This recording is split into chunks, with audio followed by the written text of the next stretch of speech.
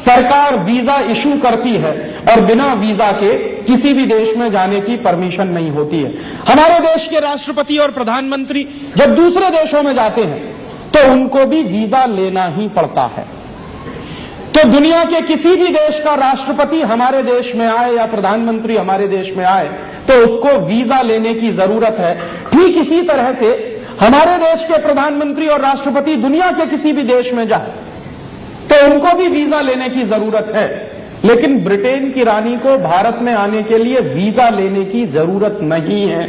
ये बात जब सरकार ने कही तो हमारे जैसे लोगों के मन में प्रश्न पैदा हुआ कि ऐसी कौन सी विशेषता है ब्रिटेन की रानी में जिसके लिए उसको भारत में आने के लिए वीजा की जरूरत नहीं। और हमारे मन में एक प्रश्न पैदा हुआ और इस प्रश्न का जवाब तलाशना चाहिए। इसके लिए हम लोगों ने कई लोगों से बातें करने की कोशिश की। उसी के साथ साथ एक दूसरी दुर्घटना और हुई कि जब ब्रिटेन की रानी दिल्ली आई तो उसको 21 तोपों की सलामी दी गई। ये सलामी हमारे सिर्फ राष्ट्रपति ले सकते हैं और कोई नहीं ले सकता।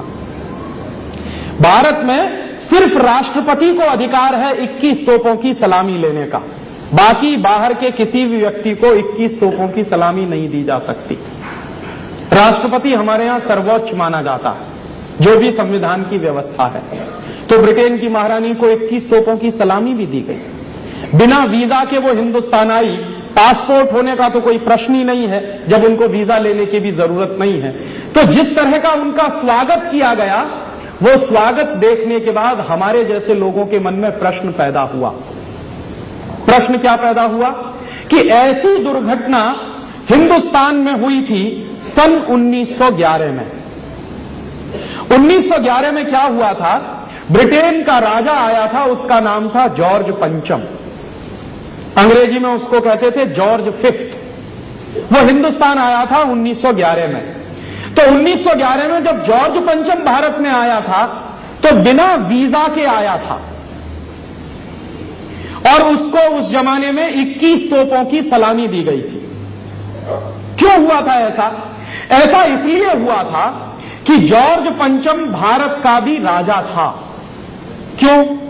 क्योंकि 1911 में हम ब्रिटेन के गुलाम थे और 1911 में यहां पर ब्रिटेन का शासन चलता था, ब्रिटेन का राज्य चलता था। तो चूंकि हम ब्रिटेन के गुलाम थे, इंग्लैंड का राजा हमारा राजा होता था। तो 1911 में जब जॉर्ज पंचम इस देश में आया तो बिना वीजा के आया था और 21 तोपों की उसको सलामी दी गई थी। यह बात इतिहास में हमको मालूम है। तो यह दुर्घटना 1911 में हुई थी। और इसके साथ साथ एक दुर्घटना और हुई थी कि 1911 के साल में जब जॉर्ज पंचम आया था तो हमारे देश के बहुत सारे बड़े बड़े नेताओं ने जॉर्ज पंचम का विरोध किया था। और जॉर्ज पंचम की भारत यात्रा का विरोध करने वाले नेताओं में सबसे महत्वपूर्ण नेता थे लोकमान्य तिलक। लोकमान्य तिलक और उनके साथ जो नौजवानों का संगठन था, उन्होंने भयंकर विरोध किया था और जॉर्ज पंचम को काले झंडे दिखाए गए थे हिंदुस्तान में तमाम जगहों पर।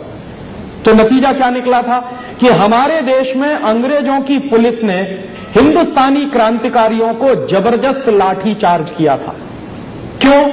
क्योंकि जॉर्ज पंचम का विरोध करना माने इंग्लैंड के राजा का विरोध करना, माने हिंदुस्तान के भी राजा का विरोध करना, क्योंकि हम इंग्लैंड के गुलाम थे। तो यह दुर्घटना हुई थी 1911 में। यह दुर्घटना चूंकि 1911 में हुई तो मेरे जैसे आदमी के मन में शंका का समाधान हो गया, क्योंकि हम 1911 में गुलाम थे। हिंदुस्तान के क्रांतिकारियों पर लाठीचार्ज इसलिए हुआ कि उन्होंने इंग्लैंड के राजा को काले झंडे दिखाए।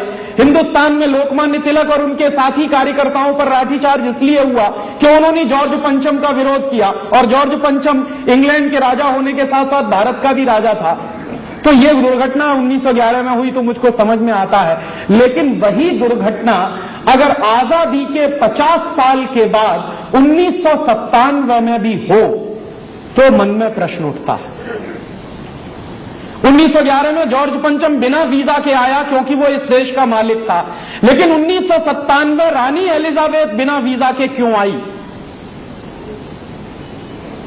अंग्रेजों का राजा जॉर्ज पंचम आया बिना वीजा के तो समझ में आता, लेकिन आजादी के 50 साल के बाद भी इंग्लैंड की रानी हिंदुस्तान में बिना वीजा के आती है, यह बात समझ में नहीं आई।